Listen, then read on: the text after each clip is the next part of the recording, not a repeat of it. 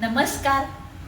तर आज म्हण घेऊया सापाला दूध पाजणे. अर्थ अगदी सोपा आहे.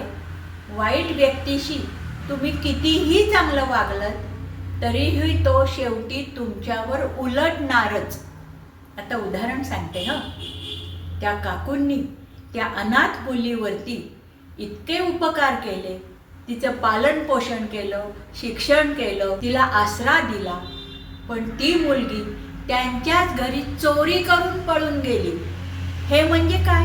काकूंनी सापाला दूध पाजण्यासारखंच झालं. किंवा त्या डॉक्टरांनी त्या पेशंटवर उपकार करून त्याच्या उपचाराचा खर्च खूप कमी केला, परंतु तो पेशंट त्यांनी काय केलं, हे डॉक्टर माल प्रॅक्टिस करतात म्हणून त्यांच्यावर आरोप केले. हे म्हणजे काय झालं? त्या डॉक्टरांनी सापाला दूध पाजण्यासारखंच झालं. उदाहरण आवडलं तर लाईक, शेअर, सबस्क्राईब करा.